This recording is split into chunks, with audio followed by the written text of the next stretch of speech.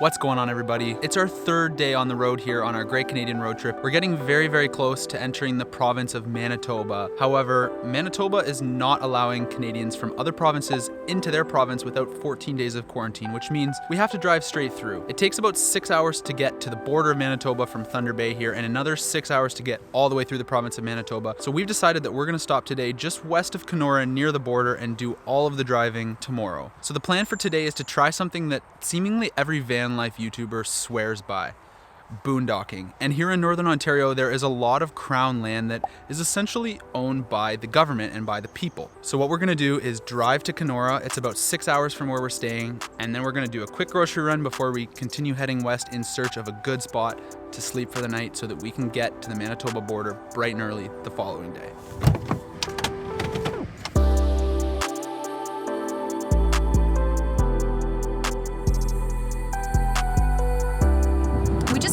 Where we change from Eastern time to Central time. We actually gain an hour back in our day. We've picked out a couple spots that have been pinned on Overlander for boondocking. However, we kind of want to find our own spot that's a little bit off the beaten track. So we're going to go check out the Overlander spots first and see if they would be suitable, and then we're going to go see if we can find our own spot.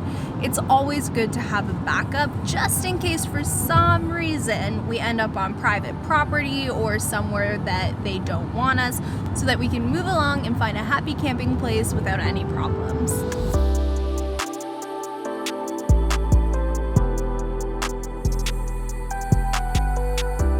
After about 5 to 6 hours of driving, we have made it to Kenora, but this isn't our final stop for the night.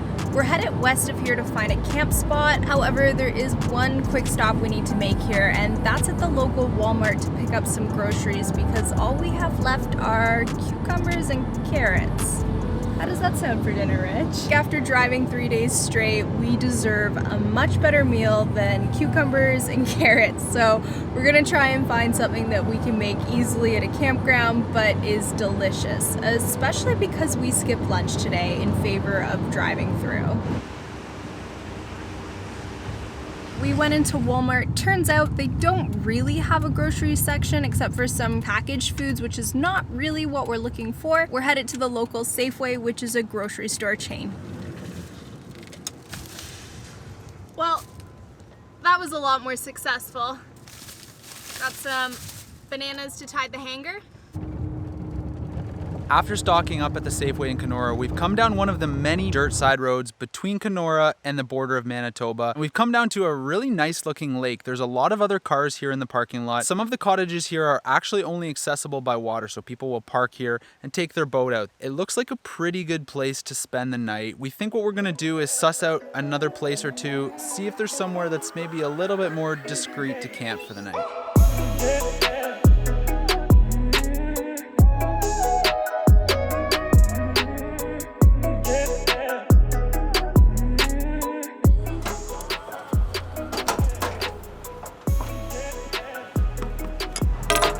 We've pulled up here to a picnic table because first things first, we gotta cook. Kirsten and I are both getting pretty hungry. We skipped lunch. Big mistake, don't ever do that, guys. We're 2 kilometers from the border. This is looking like a pretty good place to park for the night. We might check out one more place because it would be nice to park in like a quieter area. It's really loud here. We've heard that truck stops or rest stops can be really noisy because trucks leave their engines on all night, although I do find that in the van, it's like deafeningly silent because we've got so much cloth in there that it dampens all the noise that I don't think we'd have an issue. I'd be more concerned about someone telling us to move along. You guys will find out if rest stops are a good idea I don't shortly. normally look good without coffee. We had coffee this morning. Exactly. As I said, if I don't have coffee we in will the have morning, coffee I will in the not morning. look good. But before that, I need food, so we're gonna have food. How is it? I mean, it's okay.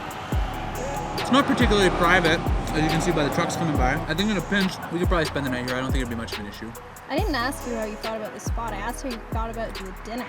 No, the food. It's pretty good. I mean, it tastes kind of like a tofu sausage, honestly.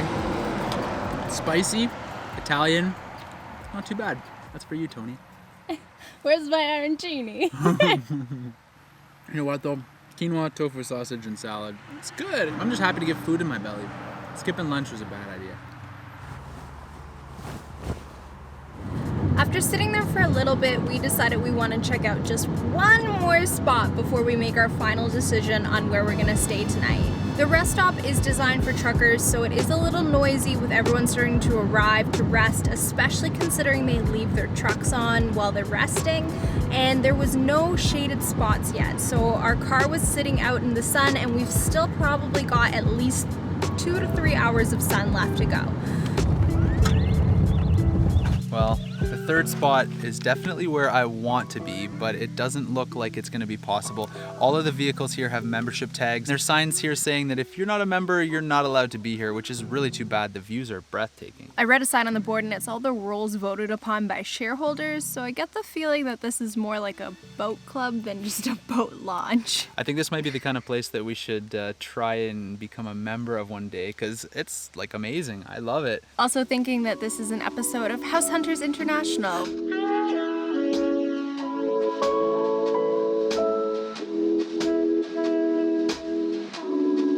Would you like to pick campsite A? Campsite B? Or C? It's Boondockers International, the Rich and Kirsten version. We ended up picking spot number 1. It looks absolutely perfect. Nothing has changed since we left here. I think all the people who are parked here are spending time at their cottages on the water. There was just a couple four-wheelers who came down here, but they didn't really look like they were up to much. I think it's just time to hunker down, rest up, get up early in the morning, and get going through Manitoba.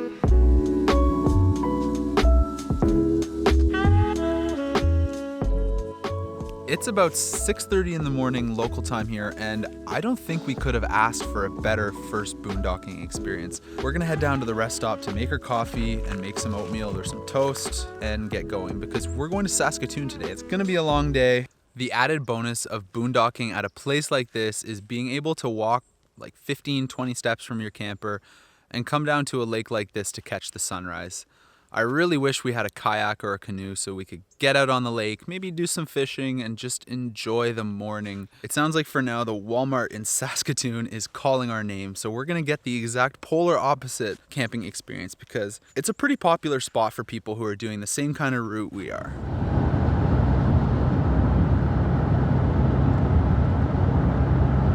Well, I am glad we decided not to spend the night here last night. As acceptable as it is, I don't think it would have been nearly as private as the other spot that we had. It would have been a lot louder. You can hear the trucks going already this morning, and I'm pretty sure they would have been going all night too. There are a couple people camping here though. There's another minivan camper and what looks like a Sprinter in the back, but it's bright red, which isn't very stealthy. No kidding.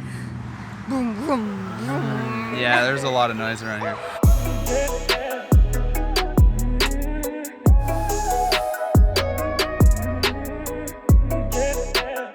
That was our first provincial border crossing of the trip.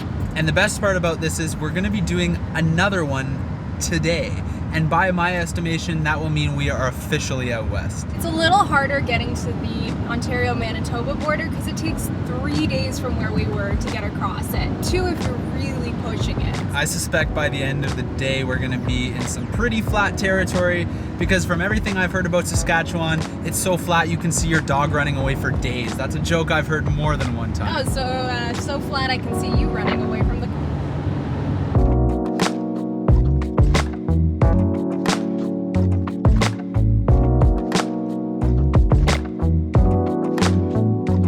We thought it was time for a Great Canadian Fun Fact. In Canada, we're one of the largest agricultural producing countries in the world. We're currently driving through the prairies, which is the middle part of Canada. And this is where a lot of agriculture happens. They have come up with some of the most efficient systems. And our favorite one, which is really cool and you can only see when you come out here, is train grain elevators. What it is essentially a storage system for grain that are put in a tower that have a little funnel that come off of it and dump it into a train as it drives by.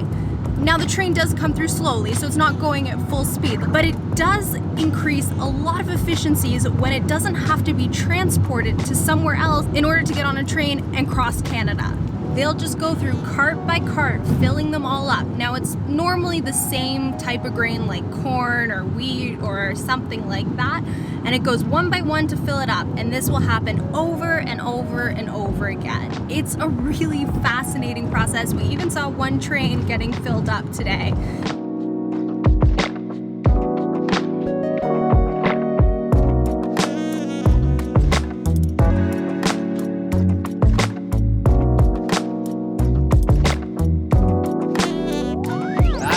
Crossing number 2 of 2 for the day. We are in Saskatchewan and we got greeted by cornfields. They might be wheat fields, I don't know. We're greeted by very, very flat land. What a surprise.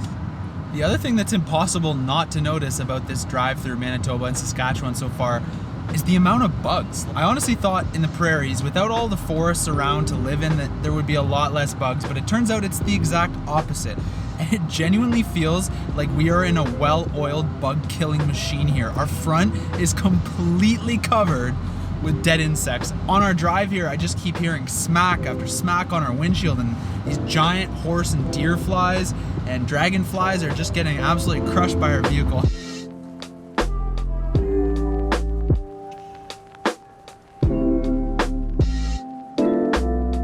I couldn't help but laugh all day about what we're actually doing with our lives right now. Last night we camped 2 kilometers down a dirt road at a boat launch in Kenora, and tonight we're camping in a Walmart parking lot in Saskatoon on our way to the Rocky Mountains. It was such a long day's drive, and then Saskatoon just kind of like emerged like a mirage. I was like, wait, big city, big highways, beautiful city? I'm sorry, where did we end up?